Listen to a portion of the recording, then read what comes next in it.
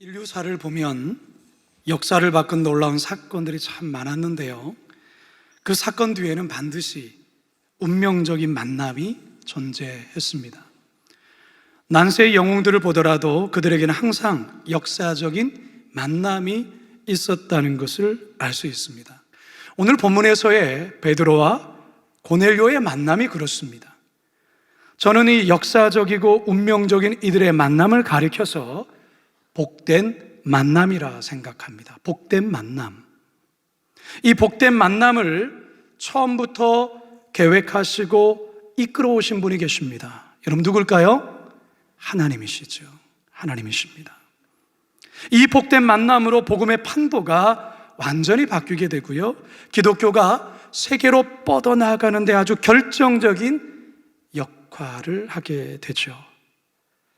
그런데 여러분, 역사를 바꾸고 미래를 바꾸는 이 복된 만남이 그냥 아무에게나 그냥 마냥 주어지는 것은 절대 아닙니다. 준비된 자에게 주어집니다. 그렇다면 무엇을, 어떻게 준비된 자에게 주어질까요? 이제 다 같이 본문으로 들어가 그 답을 찾아보시고 우리를 향하신 하나님의 살아계신 음성 듣게 되기를 간절히 축원합니다. 첫 번째 따라하겠습니다. 겸손한 자에게 복된 만남이 주어집니다. 겸손한 자에게 복된 만남이 주어집니다.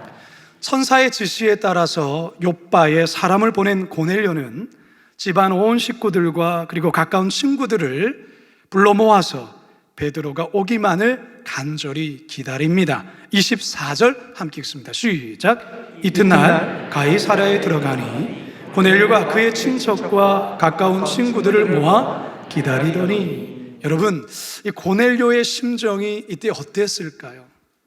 여러분 한번 상상력을 한번 발휘해 보시기 바랍니다. 아마도 고넬료는 대단히 많이 긴장했을 것입니다. 우선 종들을 시켜서 집안을 깨끗하게 청소를 하고서는 베드로가 왔을 때 대접할 만한 좋은 음식들을 아마 잔뜩 준비해 놓았을 것입니다. 그러면서 욥바로 보낸 종들이 언제 오는지 자꾸 밖을 내다보면서 집안을 왔다 갔다 했을 것입니다. 기다리는 동안 입이 바짝바짝 말라서 그는 물을 자주 마셨을 것입니다. 자, 이렇게 긴장하며 기다리고 있던 순간 드디어 베드로가 고넬료의 집에 도착합니다. 여러분, 이 고넬료의 마음이 얼마나 떨렸을까요? 고넬료와 베드로의 역사적인 만남의 순간을 함께 보겠습니다. 25절입니다. 시작. 마침 베드로가 들어올 때에 고넬료가 맞아 발 앞에 엎드려 절하니. 고넬료는 베드로를 보자마자 가장 먼저 그의 발 앞에 엎드려서 절을 합니다. 사실 이 고넬료의 행동은 대단히 충격적인 행동이 아닐 수 없습니다. 왜 그럴까요? 여러분, 고넬료가 어떤 사람입니까? 어느 위치에 있는 사람이죠? 그는 로마 제국의 군대 장관입니다. 100명의 군사를 거느릴 수 있는 백부장이에요. 그런데 어떻게 피지배층에 속한 이 베드로에게 엎드려 절을 할 수 있을까요? 있을 수 없는 일입니다. 그렇다면 왜 고넬료가 베드로에게 이처럼 엎드려 절을 한 겁니까? 고넬료는 베드로를 마치 하나님을 만난 것 같은 그와 같은 감격과 감동 속에, 흥분 속에 자신도 모르게 자신을 낮추며 그리고 베드로를 환대하면서 그렇게 엎드려 절을 했던 것입니다. 여러분, 우리는 이 고넬료의 모습 속에서 무엇을 알 수 있습니까? 고넬료의 겸손과 그의 순수한 마음을 우리가 엿볼 수 있지 않겠습니까? 로마의 장교임에도 불구하고 하나님을 경외하는 자에게 온전히 무릎을 꿇고 납작 엎드릴 수 있는 사람, 그가 바로 고넬료였습니다. 한편 고넬료의 이 같은 행동에 베드로는 대단히 당황을 하며 놀랍니다. 26절 읽습니다. 시작. 베드로가 일으켜 이르되 일어서라, 나도 사람이라 하고. 나도 사람이라, 이런 무슨 말입니까? 나도 당신과 똑같은 사람입니다. 나에게 절해서는 안 됩니다. 저는 절을 받을 만한 사람이 못 됩니다 라는 말이에요. 여러분이 베드로의 말에서 우리는 또한 그의 겸손을 엿볼 수 있지 않습니까? 여러분, 이처럼 고넬료와 베드로의 만남은 겸손한 자들의 역사적인 만남이라 할 수 있습니다. 성도 여러분, 하나님은 어떤 자에게 은혜를 베푸실까요? 어떤 자에게? 하나님은 겸손한 자에게 은혜를 베푸십니다. 베드로전서 5장 5절 하반절입니다. 시작. 하나님은 교만한 자를 대적하시되 겸손한 자들에게는 은혜를 주시느니라. 겸손한 자에게 복을 주신다는 것입니다. 겸손한 자에게 복된 만남을 주신다는 것입니다. 그 복된 만남을 통해 하나님은 세상을 바꾸시고 역사를 바꾸시는 것이죠. 할렐루야. 사실 인간은 어떻습니까? 인간은 본질적으로 교만합니다. 우리가 우리 스스로를 봐도 그렇지 않습니까? 항상 남들을 위해 군림하고 싶어 하지요. 조금 잘 되거나 조금 성공하거나 조금 유명해지면 여지없이 어깨에 힘이 들어가고 교만의 본성이 꿈틀거리는 것, 이게 바로 우리의 모습 아니겠습니까? 따라서 우리 성도들 이거 항상 조심해야 합니다. 왜 그럴까요? 언제 어떻게 추락할지 아무도 모르기 때문에 그렇습니다. 그리고 하나님은 교만한 자를 대놓고 싫어하십니다. 어떻게 싫어하신다고요? 대놓고 싫어하세요. 한번 볼까요? 성경 잠언 6장 16절 17절입니다. 시작. 여호와께서 미워하시는 것 곧 그의 마음에 싫어하시는 것이 예니골 가지니 곧 교만한 눈과. 하나님은 교만한 자를 대놓고 싫어하세요. 앞서 베드로전서에서 하나님은 교만한 자를 심지어 대적하신다라고 말하고 있어요. 얼마나 무서운 말입니까? 하나님이 대적하신대요. 일찍이 솔로몬 왕도 모든 패망의 원인은 교만에 있다라고 강조하죠. 잠언 16장 18절입니다. 시작. 교만은 패망의 선봉이요 거만한 마음은 넘어짐의 앞잡이니라. 아멘. 그렇기 때문에 여러분, 교만해서는 안 돼요. 근데 교만하지 않은 것, 이게 사실 쉽지 않다는 것이죠. 왜? 우리 안에 있는 죄된 본성이기 때문에 그렇습니다. 따라서 교만하지 않으려면 항상 겸손의 허리띠를 단단히 졸라 매어야 하고요, 겸손의 허리띠가 단단히 매어졌는지 항상 서로 확인해 주셔야 합니다. 이게 바로 베드로 사도의 권면입니다. 보실까요? 베드로전서 5장 5절 중반절입니다. 시작. 서로 겸손으로 허리를 동이라. 겸손의 허리띠로 동이라는 것입니다. 매라는 것입니다. 서로가 그렇게 하라는 것입니다. 여러분, 우리는요, 겸손한 사람을 만나면 기분이 참 좋습니다. 여러분, 그렇지 않습니까? 겸손한 사람을 만나면 참 마음이 참 좋죠. 반대로 여러분, 거만한 사람 만나면 어떻습니까? 기분이 굉장히 안 좋죠. 겸손한 사람들을 보면요, 항상 그 주변에 좋은 사람들이 끊이지 않는 것을 보게 됩니다. 여러분, 하나님은 어떤 자에게 복을 주신다고요? 겸손한 자에게 복을 주십니다. 겸손한 자에게 복된 만남을 끊임없이 허락하십니다. 그 복된 만남을 통해서 하나님의 위대한 일을 행할 수가 있는 것이죠. 바라기는 저와 여러분 모두가 겸손함으로 이 복된 만남을 누리시는 주인공들 다 되시기를 주님의 이름으로 축원합니다. 두 번째, 따라 하시겠습니다. 순종하는 자에게 복된 만남이 주어집니다. 순종하는 자에게 복된 만남이 주어집니다. 고넬료의 집에 들어간 베드로는요, 많은 사람들이 간절한 마음으로 자신을 기다리고 있는 모습에 굉장히 놀랍니다. 그리고 베드로는 자신이 여기에 온 경위와 또한 이유에 대해서 베드로가 먼저 설명을 합니다. 28절, 29절 상반절입니다. 시작. 이르되 유대인으로서 이방인과 교제하며 가까이 하는 것이 위법인 줄을 너희도 알거니와 하나님께서 내게 지시하사 아무도 속되다 하거나 깨끗하지 않다 하지 말라 하시기로 부름을 사용하지 아니하고 왔노라. 유대인들은요, 이방인과 교제하는 것이 금기된 사항이었습니다. 사도행전 11장 이제 우리가 곧 이후에 보게 되는데요. 이 11장에 가면 베드로가 이 고넬료를 만나서 교제하고 식사한 사실이 알려지면서 굉장히 큰 곤욕을 치르게 되는 장면이 소개되어 나옵니다.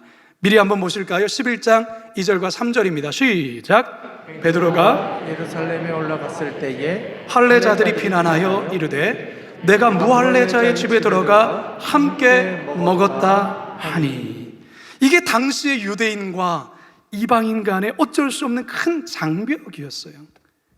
그리스도인으로 거듭난데도 불구하고 유대인 그리스도인들이 이렇게 이야기를 하는 것이죠. 베드로 역시 사실 이방인과 교제할 마음이 전혀 없었습니다. 이방인 집에 들어가 그들과 교제했다는 소식이 알려지면 곤란한 상황에 처해질 수 있다는 것을 베드로도 잘 알고 있었기 때문에 그렇죠. 그러나 베드로가 이러한 크나큰 위험 부담을 안고 결국 고넬료의 집에 들어간 이유가 무엇입니까? 하나님 말씀 앞에 순종했기 때문에 그래요. 하나님 앞에 순종한 거예요. 하나님이 말씀하신 것을 믿음으로 순종한 것이죠. 고넬료 역시 마찬가지입니다. 기도 중에 찾아온 천사가 다짜고짜 너의 구제가 하나님 앞에 상달되었다 하시면서 아무런 설명도 없이 욥바로 사람을 보내어 베드로라는 사람을 불러오라는 이 지시에 고넬료 또한 그저 순종했던 것이죠. 따라서 이 고넬료와 베드로의 만남은 순종하는 자들 간의 만남이라 할 수 있습니다. 어느 목사님이 혼자서 등산을 하다가 발을 헛디뎌서 절벽 밑으로 굴러 떨어졌습니다. 이 위급한 상황에서 다행히 손을 뻗어서 절벽 중간에 서 있는 소나무 가지를 움켜쥐었습니다. 간신히 목숨을 구한 이 목사님, 절벽 위에 소리를 지르며 이렇게 말합니다. 사람 살려! 위에 아무도 없습니까? 그러자 위에서 목소리가 들려왔어요. 아들아, 염려 말아라. 내가 여기 있노라. 누구십니까? 그러자 다시 소리가 들립니다. 나는 너의 하나님이다. 목사님은 다급한 목소리로 이야기합니다. 하나님, 저를 구해주세요. 그러면 제가 주를 위해서 더욱더 헌신하겠습니다. 그러자 위에서 목소리가 들려요. 좋다. 그러면 내가 시키는 대로 하여라. 그 나무를 놓아라. 아니, 하나님 무슨 말씀이세요? 이걸 놓으라니요? 이거 놓으면 떨어져 죽어요. 아니다. 죽지 않는다. 믿음을 가지고 그 나무를 놓아라. 그러자 목사님은 아무 말 없이 잠시 침묵을 지키다가 이렇게 소리 지릅니다. 위에 하나님 말고 누구 딴 사람 없나요?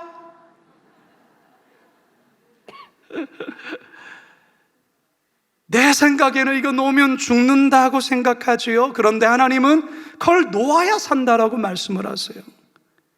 하나님을 믿고 손을 놓을 수 있는 것, 그게 바로 순종이에요. 성도 여러분, 우리 그리스도인들이 신앙훈련을 받는 이유가 무엇입니까? 결국 하나님의 말씀에 대한 순종 아니겠습니까? 그런데 이게 참 어렵다라는 거예요. 여러분 다 경험해 보셔서 아시잖아요. 왜 어렵습니까? 내 생각과 하나님의 생각이 다를 때가 있거든요. 내 계획과 하나님의 계획이 충돌할 때가 있거든요. 내 주장과 하나님의 주장이 다를 때가 있거든요. 그런데 하나님은 당신의 말씀 앞에 순종하라는 거예요. 때론 잘 설명해 주지도 않고 그냥 순종하라는 것이죠. 이게 쉽습니까? 쉽지 않죠. 그래서 우리가 이것 때문에 씨름하지 않습니까?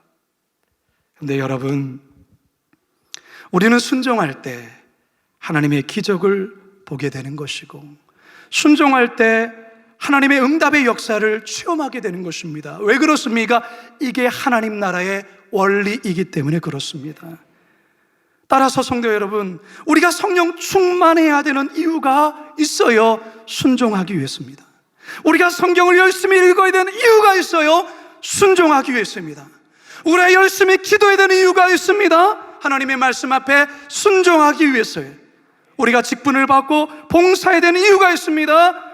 하나님 말씀 앞에 순종하기 위해서라는 것이죠. 믿으십니까? 이 같은 순종의 본을 보여주신 분이 바로 우리 주 예수 그리스도가 아니겠습니까? 빌립보서 2장 8절 하반절입니다. 시작. 자기를 낮추시고 죽기까지 복종하셨으니 곧 십자가에 죽으심이라. 아버지, 할만하시거든 이 잔을 내게서 옮겨주십시오. 그러나 나의 원대로 마시고 아버지의 원대로 되기를 원하나이다. 이게 우리 예수님의 겟세마니 기도가 아닙니까? 성도 여러분, 하나님은 어떤 자에게 복을 주실까요? 순종하는 자에게 복을 주십니다. 순종하는 자에게 복된 만남을 허락하십니다. 그 복된 만남을 통해서 하나님은 새 일을 행하십니다. 바라기는 우리 모두가 하나님의 말씀 앞에 순종하는 자로 복된 역사를 이루어가시기를 주님의 이름으로 축원합니다. 세 번째 따라 하시죠. 경건한 자에게 복된 만남이 주어집니다. 경건한 자에게 복된 만남이 주어집니다. 하나님의 말씀 앞에 순종하여 이 고넬료의 집에까지 왔다고 설명한 베드로는 왜 자신을 이곳에 불렀는지 그 이유를 알려달라고 고넬료에게 요청을 합니다. 그러자 고넬료가 나흘 전에 이 기도하는 중에 있었던 이 놀라운 일을 아주 상세하게 설명하지요. 31절에서 33절입니다. 시작. 말하되 고넬료야, 하나님이 내 기도를 들으시고 내 구제를 기억하셨으니 사람을 욥바에 보내어 베드로라는 시몬을 청하라. 그가 바닷가 무두장이 시몬의 집에 유숙하느니라 하시기로 내가 곧 당신에게 사람을 보내었는데 오셨으니 잘하였나이다. 고넬료는 이렇게 나흘 전에 있었던 이 놀라운 체험을 그대로 진술하면서 그래서 당신을 우리 집에 초청했습니다, 이렇게 말을 해요. 자, 그런데 여러분, 고넬료는요 이어서 아주 놀라운 고백을 이어서 합니다. 33절 하반절입니다. 시작. 이제 우리는 주께서 당신에게 명하신 모든 것을 듣고자 하여 다 하나님 앞에 있나이다. 여러분, 이 말씀을 아주 자세히 보셔야 됩니다. 다시 한번 보시겠습니다. 다시 한번 보여주세요. 시작. 이제 우리는 주께서 당신에게 명하신 모든 것을 듣고자 하여 다 하나님 앞에 있나이다. 여러분, 이 말이 무슨 말입니까? 하나님께서 당신을 통해 우리들에게 하실 말씀, 이제 저희가 듣겠습니다. 지금 우리 모두는 하나님 앞에 서 있습니다 라는 말이에요. 여러분, 이 고백은요 대단히 놀라운 고백이 아닐 수 없습니다. 이 고백은 오늘날 하나님의 말씀을 전하는 설교자와 그리고 그 설교의 말씀을 듣는 여러분들, 청중들이 어떠한 태도로 말씀을 들어야 하는지를 정확히 짚어주는 말씀이라 할 수 있습니다. 고넬료는 하나님의 말씀을 듣는 것을 하나님 앞에 서는 것과 동일한 것으로 여기고 있습니다. 여러분은 지금 이 하나님의 말씀이 선포되어지는 지금 이 시간 고넬료처럼 하나님 말씀 앞에 서 있습니까? 하나님 앞에 서 있습니까? 이게 바로 코람데오 신앙인 것이죠. 코람데오, 하나님 앞에서. 참된 경건이란 것이 무엇입니까? 참된 경건이란 것은 주일날 성경책을 끼고 와서 그저 예배만 열심히 듣다가 돌아가는 게 아니에요. 참된 경건이란 것은 내가 예배당 안에 있든 내가 가정에 있든 내가 세상에 있든 내 앞에 하나님이 계시다라는 것을 항상 인식하며 살아가는 삶이에요. 이게 바로 경건한 삶이에요. 이게 바로 코람데오라는 것이죠.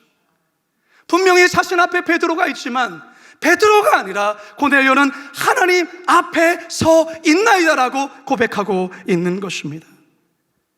이 말씀으로 우리 자신을 정직히 들여다보셔야 합니다.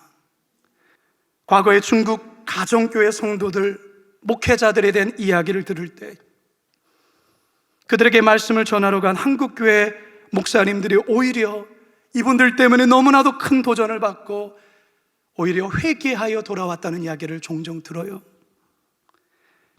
공안의 눈을 피해서 성경을 가르치곤 했습니다.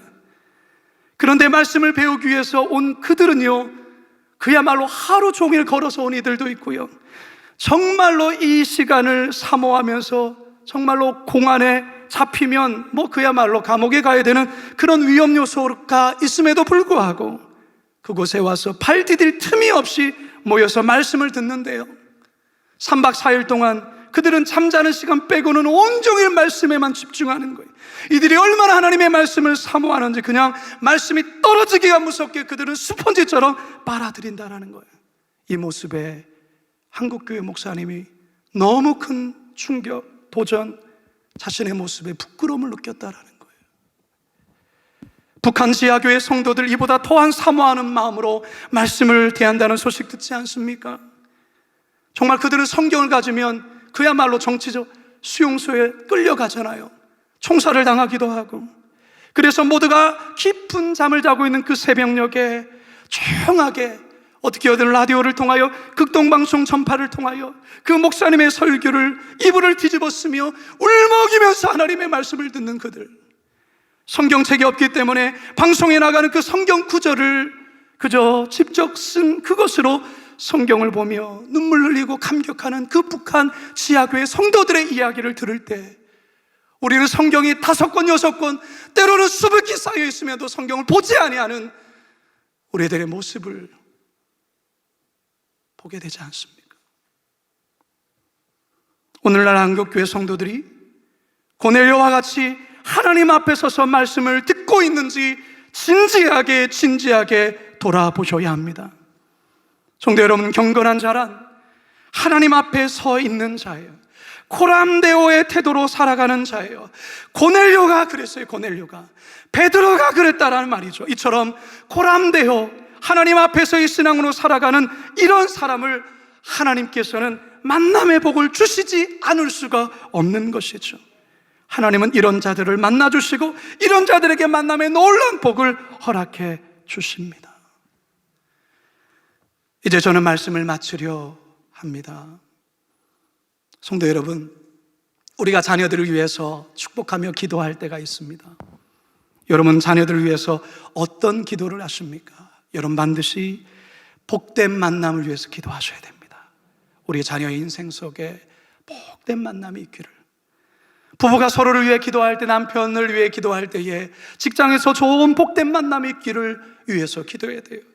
사업장에서, 거래처와 좋은 복된 만남이 있기를 위해서 기도해야 된다는 것이죠. 왜 그렇습니까? 이 복된 만남을 통해서 우리의 삶이 바뀌고 역사가 바뀌기 때문에 그렇습니다. 그런데 여러분, 이 복된 만남이 이루어지기 위해서 어떻게 해야 합니까? 3가지 말씀드렸어요. 여러분, 먼저 겸손을 구해야 됩니다. 겸손한 자로 살아가야 되는 거예요. 그리고 하나님의 말씀이 어떤 말씀이 주어지든 그 말씀 앞에 순종하는 삶을 살아가야 된다는 것이죠. 그리고 코람데오, 하나님 앞에서 어디든 내가 늘 하나님 앞에서 살아간다라는 이 코람데오의 신앙을 가지고 이 신앙을 견지하며 살아갈 때에 하나님은 그에게 복된 만남을 허락하여 주시고 그 복된 만남을 통해 그가 속한 가정, 그가 속한 기업, 그가 속한 나라, 그가 속한 세계, 그가 속한 역사를 바꾸어 가신다는 사실입니다. 바라기는 이 고넬료와 이 베드로의 만남과 같이 여러분의 삶 속에 복된 만남으로 하나님의 새 역사를 활짝 열어가실 수 있기를 주님의 이름으로 축원합니다. 축원합니다. 축원합니다.